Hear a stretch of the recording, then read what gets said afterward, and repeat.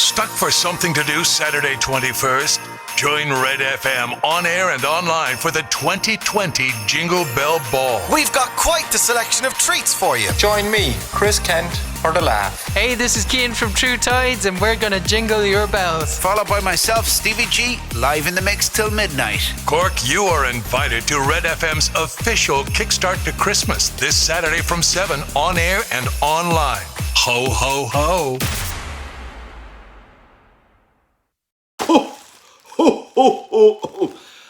Do I sound jolly? I think I sound like I'm having trouble breathing. Ho, boys and girls. It's that time of year when a jolly fat man appears with treats and good tidings for all. But I'll have you know, I'm going on a diet in January. Welcome to Red FM's Jingle Bell Ball. I'm Ray Foley, and between now and midnight, we're kickstarting your Christmas in style. Coming up, we've got laughs with Chris Kent, music from True Tides, and Stevie G is taking you through to midnight with an incredible DJ set tonight. You can also follow the proceedings and watch our Jingle Bell Ball on Red FM's Facebook page. That's facebook.com/Cork's Red FM. Now, without further ado, let me hand you over to Dave Mack and the gang with some laughs from Chris Kent and from all of us here at Red FM. If it's not too soon, have a happy Christmas.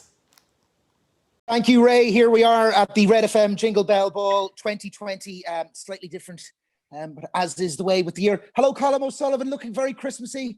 Hello, Dave Mack. Yeah, I just put up my Christmas tree just there next to me.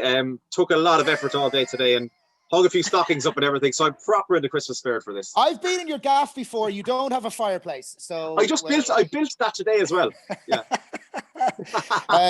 Killian Pettit, hello, sir. How are you? Good. How are you getting on? Not so bad.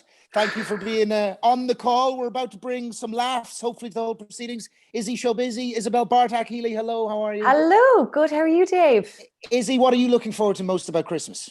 I think with the year that's in it, I'm going to go with the real cliche answer, which is spending time with family that you maybe haven't seen in a while, even if it's just not seeing them in the way that you used to be. I think just having that downtime to spend some time with family will be lovely. Yes, I can't wait to get home and see the fam kill. What's the number one thing for you? I think not having to make so much of an effort to run around and meet people this year.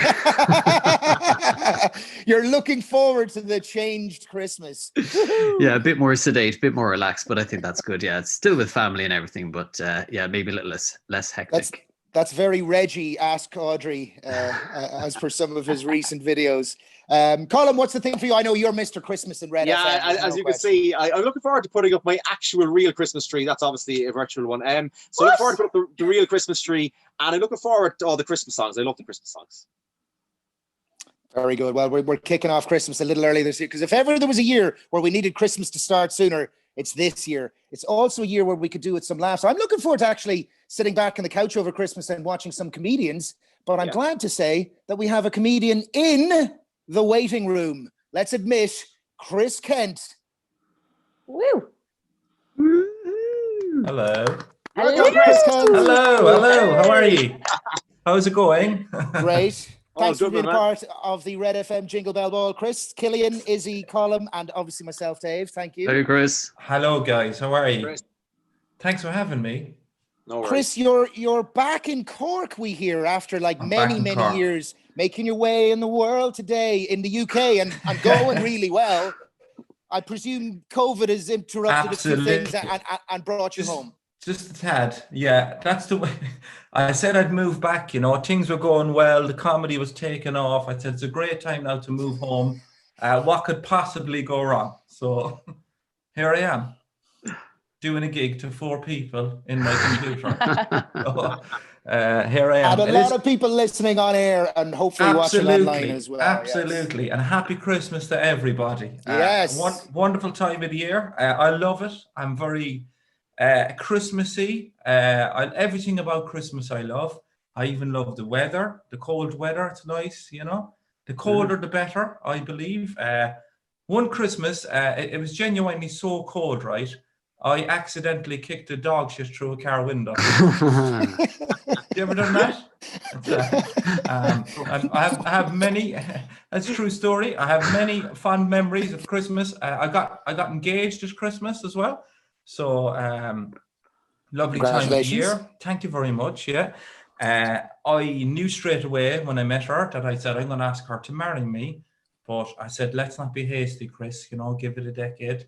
So we were hanging around for about 10 years and I was waiting for the right opportunity. That's what I was doing. I wasn't taking my time. I was waiting for the right opportunity. So we spent Christmas in New York and I thought, Jesus, that's not a bad one, is it?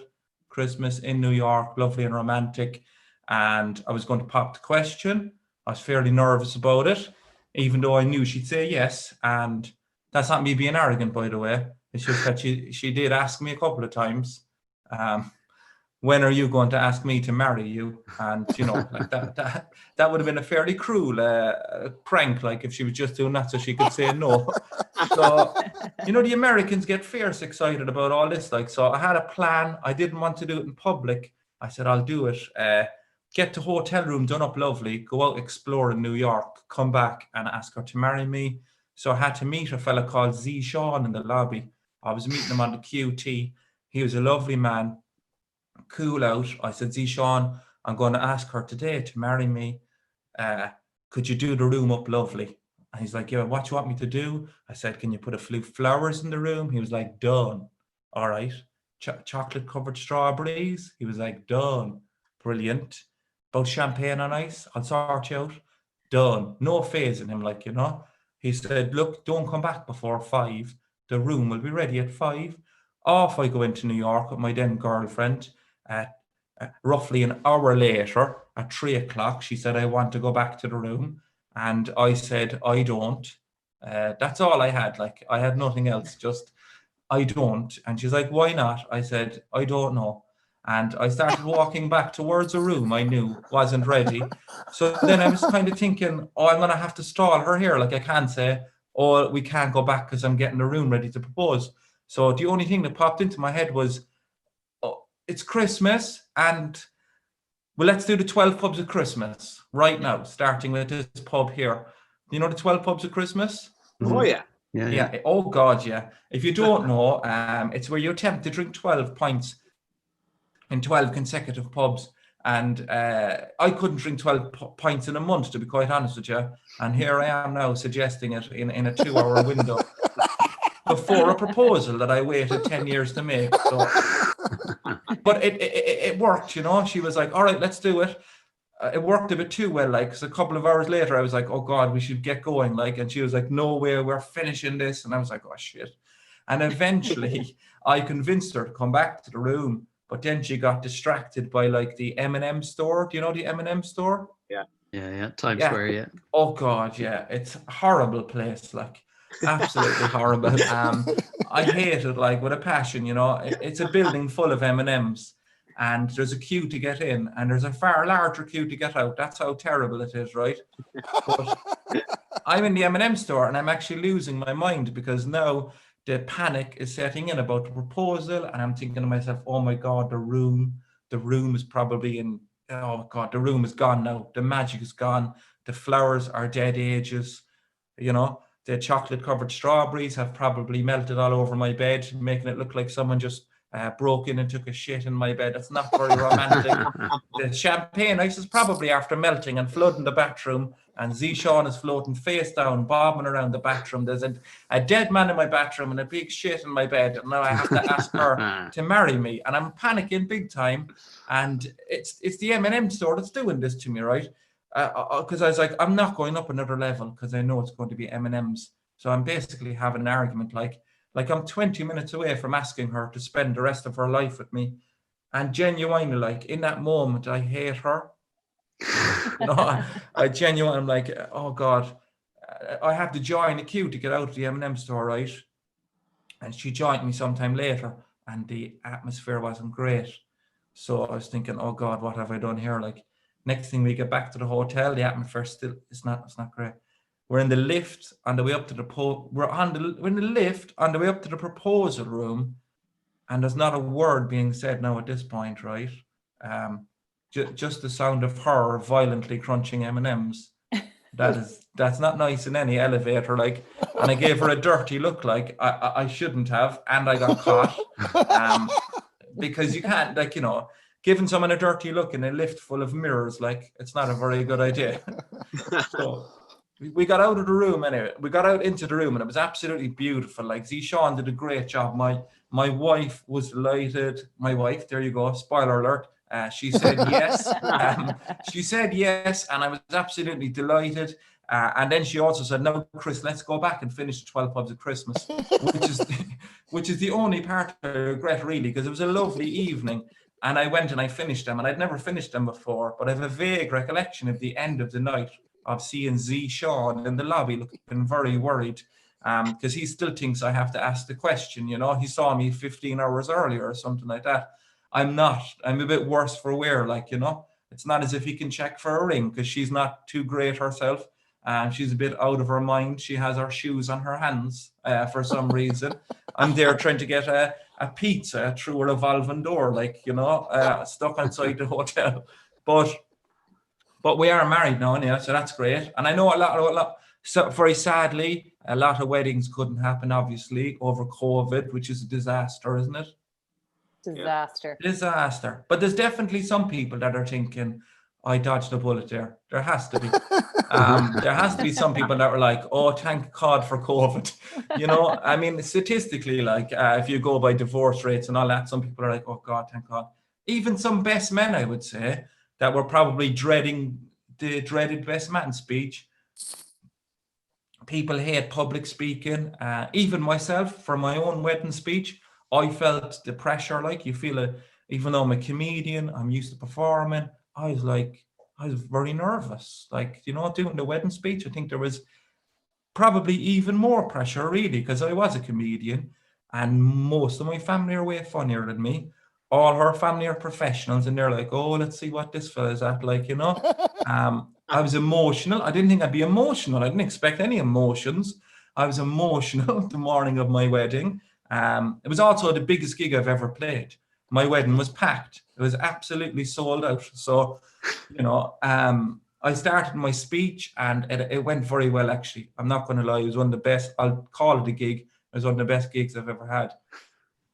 Had a couple of hecklers, like, as well, like, you know, but put the priest in his place. I was like, yeah, you're not supposed to be here, Father. It's a human ceremony, which is true. I don't know how he got in. He pretended he was on performing, trying to get a bit of free food, but we got him out of there, right?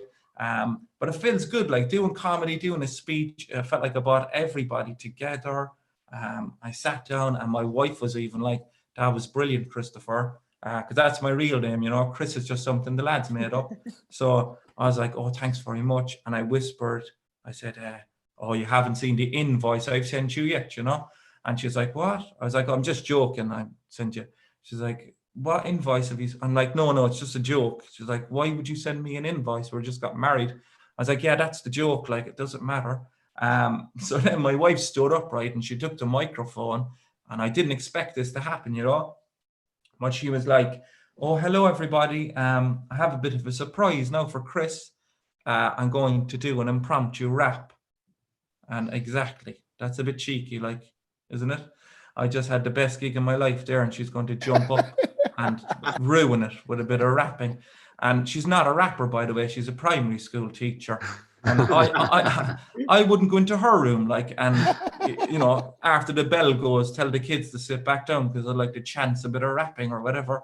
But she was like, I'm going to do an impromptu rap for Chris. Thanks, everybody, for coming. And then she took out a sheet of paper and I was like, impromptu my whole. It's obviously turned off. Like, she doesn't even know what impromptu means for a teacher. I was like, it was laminated as well. So I wouldn't lie now, though. I've never heard a reaction like it in my life. She absolutely blew the roof off the place, right? I couldn't get over it. Like, absolutely, the place is shaking. I was in comedy about 10 years at that time. It was one of the best reactions I've ever seen in my life. Was she good? Like, she wouldn't be my cup of tea now, quite honest. And that's only me saying that now, right? She was very hack, you know, like a gimmick, like yo, yo, yo, she would say, make some noise over here. All the people over there then would make noise because she asked them to. That's not the point, right? And then all the people over here were making noise. And I was sitting there thinking to myself, How about you try creating some involuntary noise called laughter? Have you ever thought that? This is more difficult than it looks, okay? But I'm raging. I'm genuinely raging. I'm trying to look happy, but I just had the best gig of my life. My agent is at my wedding. There's comedians at my wedding. And my rapping primary school wife is blowing me out of the water here, right? A standing ovation. A standing ovation. That's just not on. I was reluctant to stand myself, but I didn't want to be the only fella sitting down either. And, you know, I stood up kind of glaring at my cousin in the wheelchair, like I was like, you lucky bastard.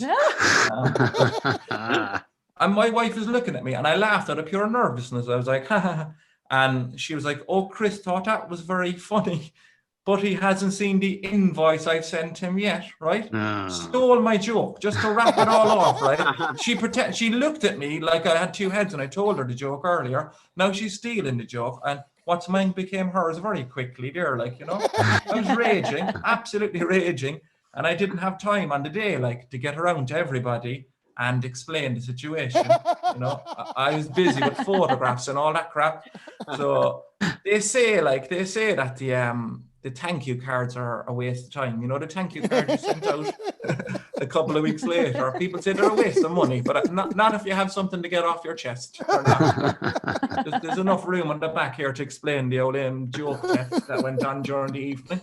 Apologize to anybody, but we're still happily married now. We have 2 kids as well, 2 smallies. I have a boy called Jack and a girl called Evelyn, so I'm massively looking forward to Christmas with them. I have a lot of things that, I don't know, before I became a parent, I never had these hates. You know, I've got a lot of pet hates now, like. One that I have that's very strong, actually, is like lanky children in buggies. I don't know, have any of you... Do you have that? You know what I'm talking about. Like, like lanky, lazy children, basically.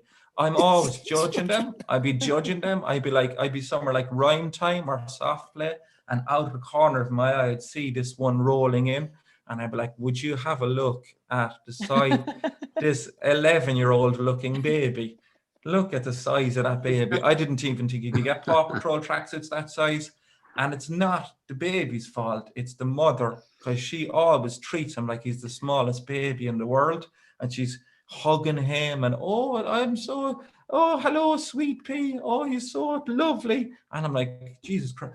I feel like you're on Sweet Pea's side here, right? But I honestly saw this young fella folding his own buggy and putting his phone in airplane mode, like, you know? So...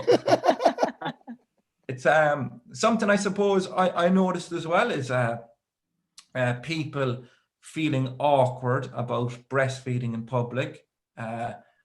Never occurred to me beforehand that, you know, women have to go through that, being made feel awkward.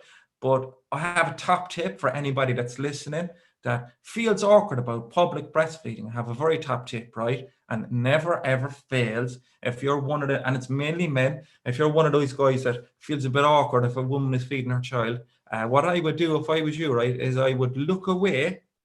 That's a very good idea. Look away. Weirdly enough, it's not a problem now anymore, right? If you look away and there just happens to be another breastfeeding woman there, repeat step 1 and go again. Just look away again. And if it happens for a third time, you're in the wrong place, okay? You've wandered into some kind of breastfeeding safe house, and you need to get out of there, right? I'm not saying I was never awkward about it. Of course, I felt awkward. It's the most beautiful moment in the world. I remember my wife feeding my son for the first time, and it wasn't working. I wasn't aware that it didn't work, but it wasn't working. We're in the hospital. She couldn't. It wasn't working, and they're looking at me, and I'm like, God, I don't know, Jesus, no. And then a midwife came in. A midwife strolled into the room and grabbed one of my wife's breasts and my son's head with the elegance of a builder. Like, she didn't even ask permission or anything like that. Like, she was plucking an extension lead out of a puddle, and she was like, I'll get it to work, don't you worry.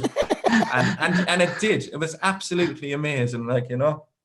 And now I just thrive for the awkwardness of it. By the way, if you're not awkward at all, you can, be overly comfortable as well. Like, don't be going sitting next to people and, that are breastfeeding. Oh, look, what age is he? That's too comfortable. Like, that's too comfortable at the same time. But I'll tell you the most awkward thing that ever happened, right? My wife's dad came to visit and baby was born. And I don't know how you know these things, but I just knew by the body language on him that he was going to go and kiss the baby. I knew he wanted to kiss the baby as soon as he walked in the door.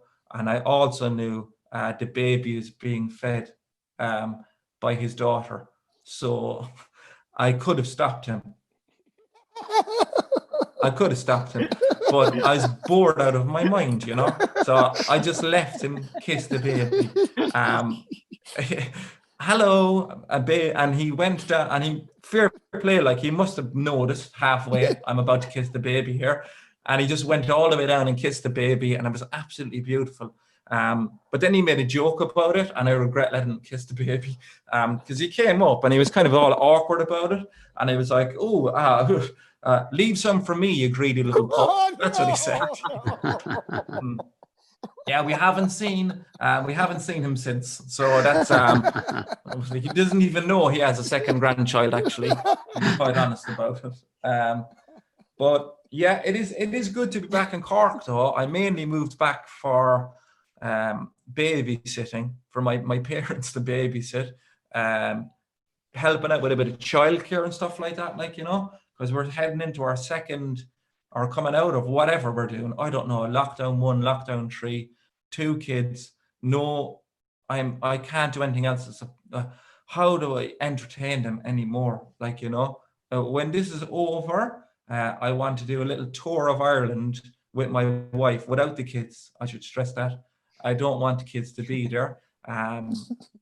We did it for our Minimoon. That's what we want to relive, our Minimoon. Do you know what the Minimoon? Have you heard about the Minimoon? Yeah. No. Yes. Yeah. For anyone that doesn't know, a Minimoon, it's like a honeymoon, right? It's like when you want to get away on your honeymoon directly the day after your wedding, but you haven't had a chance to save up. You can't really afford to book your honeymoon in advance. You haven't had a chance to open the cards. You're pretty much depending on people's decency, to send you on a real honeymoon. So in the meantime, you go on a Minimoon, something fancy, not too fancy. I don't like too fancy. I would be very self-conscious coming from the north side, coming from Knocknaheeny. If a hotel is too fancy, I get very nervous. Too fancy, you get out of the car and straight away you're getting the old Groupon glance. People are like, well, they better be the staff, those people. So we did that after our wedding. We did a Minimoon day after the wedding, drive around Ireland, absolutely beautiful. Day 1, went down to Connemara, arrived at the hotel quite late. It was about 10 o'clock. And my wife said to me, have you seen my handbag? And I said, I have. It's very lovely. It's a very good one. And she's like, no, I think I lost my handbag. And I'm like, oh God, right? No. So she left it in a fast food restaurant about an hour back the road, okay? No. Inside her handbag was my wallet, because I don't like responsibility. The marriage certificate, which you need to register within 30 days, otherwise it's unofficial, okay? And all of the money from all of the people that came to our wedding inside a big envelope that said wedding money on the front of it. It's a big, I don't know if you've ever lost that much money, but my only experience previous to that was I lost €50, and that kind of plagues me every now and again. I can't let it go. Every now and again, I'll get a memory of losing €50. I'll be running out of shower gel and I'll be like, oh my God, that's a lot of shower gel. That's a year's worth of shower gel that I basically lost. So I was in the panic mode. We're in the middle of nowhere in Connemara. There's no coverage. So I run into the hotel, right? And the guy's like, welcome, Mr. and Miss. I'm like, shut up. We need a phone. We need to make a phone call. So I told him. He rings the fast food restaurant, right? The good news is, he said, your handbag is still there, sir. And I'm like, it's actually her handbag, but thanks very much, right? So into the car we get. We're driving an hour back in the direction we've just come from. And at that point, I noticed that Neve is in an awful state, right? Because she has zero experience of irresponsibility, okay? Finally, I have something to bring to the table, right? I have been messing up for years. Like, I'm constantly losing stuff, turning up at the wrong airport, losing passports, losing money. She never messed up in her life. And this is a big one, like, that's a big one. Like, she's married to me 5 minutes and she's already a feck in Egypt, like, you know, and she's kind of crying. Even though we found out the handbag is there, she's like kind of panicking. She's like, oh God, what if someone's after taking all the money out of it, though? What if it's just an empty handbag when we get there? We don't even have enough. We don't even have enough petrol in the car to get back to the hotel again. What are we going to do? And I thought, what this situation needs now is a good joke. Okay. So I said, we take the edge off it. So I said, don't worry about it. Don't worry about it. I said, look, if that money is gone, we just won't bother registering the wedding, and that'll save us all the money back on the divorce that we're going to have to get. Okay. Yeah, she didn't laugh either now, to be quite honest, right? She was like very angry with me, and I was like, I'm just joking. It was only a joke. She's like, it's not a very funny joke. I was like, so you won't be using it in one of your raps, no? I won't be making it onto the album. She's not even listening, like. So we get to the restaurant. I jump out of the car. It's actually locked. I knock on the door, right? And the guy brings me out the handbag. And I thanked him far too many times in hindsight. I was like, thank you so much, thank you so much, thank you so much. Because in between a lot of the thank yous, I was thinking to myself, if there's so much as €1 missing out of this, like, I'm going to burn this restaurant to the ground. But I was like, thank you very much. You're lovely, sir. So I was too nervous to open the handbag on the street. So I brought it back to my wife. I got into the car. I gave her the handbag. I'm like, she zipped it open, right? And the first thing she took out was my wallet. She's like, oh, Chris, your wallet is still there. I'm like, thank God. She gave it to me. She's like, check it. Make sure everything is in it. I'm like, yeah, still probably empty. That's perfect. Yeah. You know, you never know. Someone could have put something in there first day on the job or whatever. And then she took out an envelope that said wedding money in it. And I'm like, oh God, check that. Make sure that's all there. And she's checking it. And she's counting all the money up. And she's like, it's all there, Chris. Every last penny. And I'm like, who gave us pennies? I was delighted with that now, as an off the cuff joke, even though we don't use pennies in Ireland. I was delighted, and with the timing of it and the relief of the situation, you know. My wife isn't laughing now again either, but that's fine, right? But she's rummaging around the handbag, and I'm like, what is it? And she's like, oh God. She's like, the marriage certificate. And I'm like, oh my God, are you serious? And she's like, yeah, it's still here.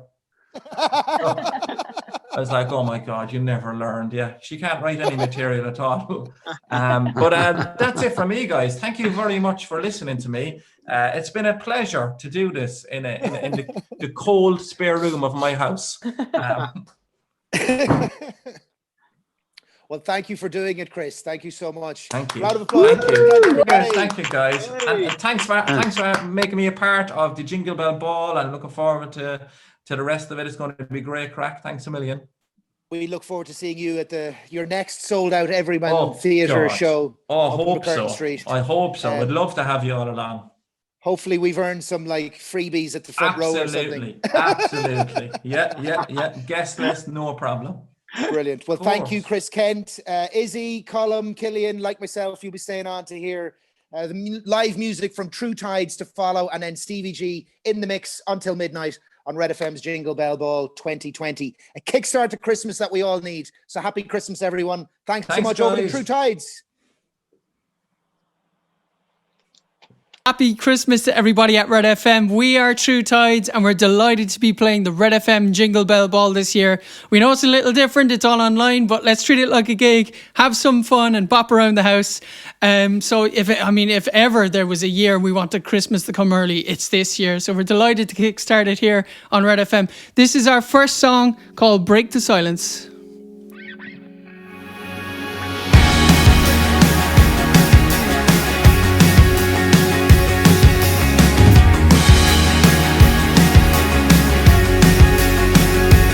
How many doors did you lock to get in here?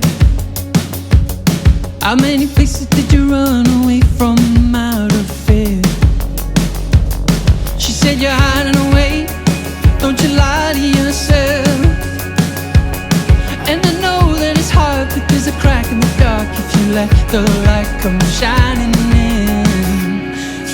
curtains of your room, through the curtains of your room. Won't you break this silence? Oh, oh. Won't you break this silence? Oh, oh. Won't you break this silence? Oh, oh. Won't you break this silence? Oh, oh.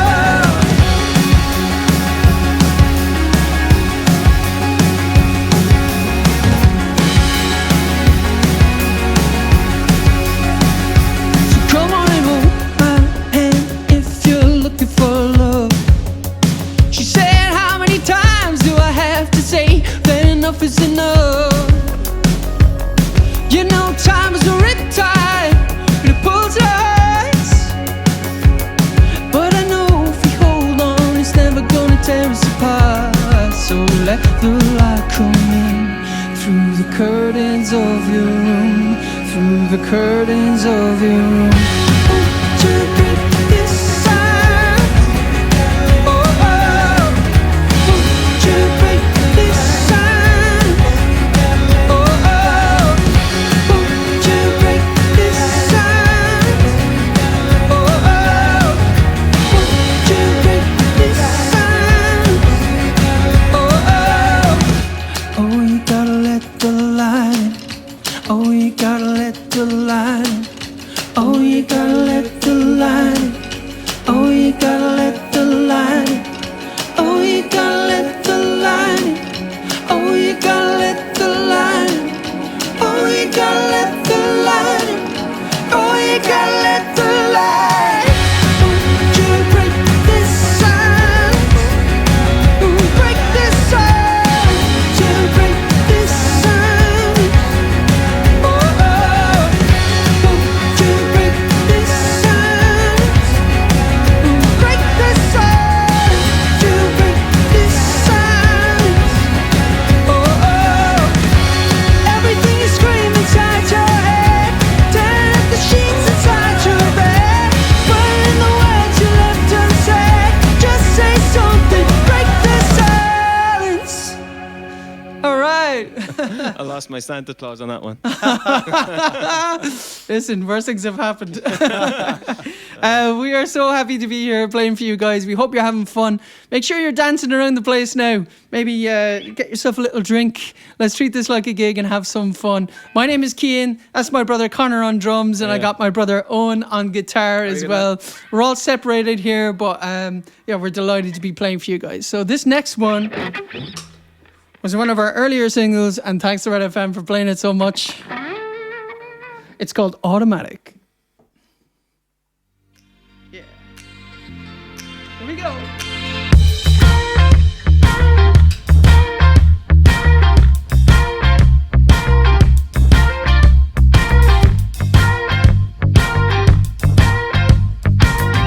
I'm getting something started. I want to mend your heart, and I subscribe to your love. I want to know you, baby. Won't you just stop this crazy talk and get on? And I know you are broken hearted. I think it's time. Let's go. And I want your love, you know it's automatic. And I need your touch like it's automatic. And I want your love, you know it's automatic.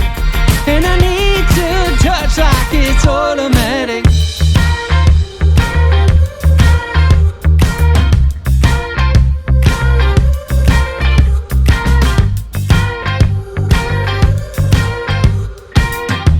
You were looking for somewhere to save, hey.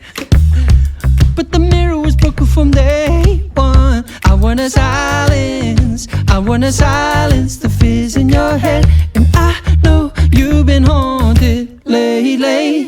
Trapped in your cage, going crazy. But I wanna try and break it. And I know you are broken hearted.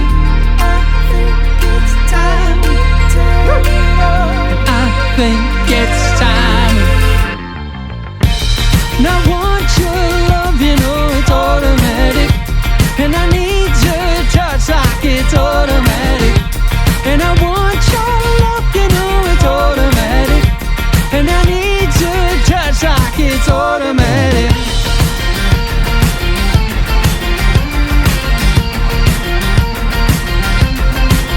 We were broken hearted when we started. Broken hearted when we started. Hey! And I want your love, you know it's automatic. And I need your touch like it's automatic. And I want your love, you know it's automatic. And I need your touch like it's automatic. Ooh, automatic. Ooh, automatic. Ooh, automatic. Ooh, automatic. All right. So yeah, we are called True Tides if you've just joined us. Thanks to Red FM for having us, and it's a pleasure to be playing the Red FM Jingle Bell Ball this year, albeit in very different circumstances, but hopefully next year we'll be able to come back and play to you guys in person. This is our last song. It kind of became a bit of an old anthem during March when everything kind of started to lock down. So thanks to Red FM for playing it. It's called Survive. If you know it, sing and dance along. We've been True Tides. All right. 1, 2, 3, 4.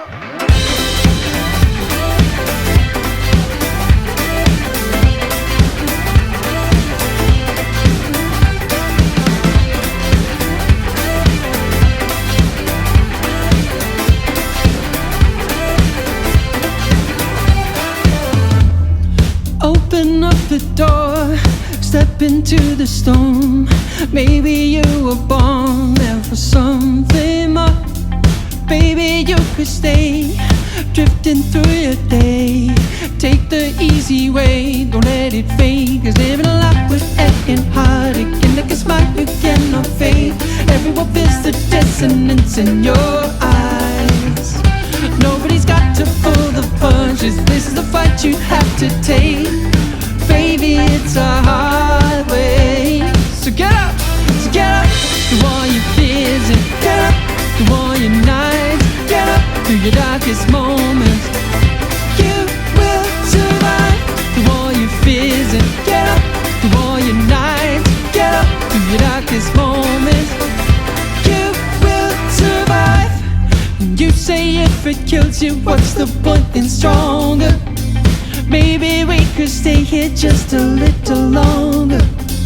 Looking through the glass where we were safe from harm, yeah. Just like anybody else, they shoulda, coulda, woulda. Living a life with and heartache and make a smile you cannot fake. Everyone feels the dissonance in your eyes. Nobody's got to pull the punches. This is a fight you have to take. Yeah, baby, it's a hard way. So get up, do all your fears and get up, do all your nights. Get up through your darkest moments. You will survive. Do all your fears and get up, do all your nights. Get up through your darkest moments. You will survive. Get up, get up, get up. Get up, get up, get up. Get up, get up, get up. Get up, get up, get up. Get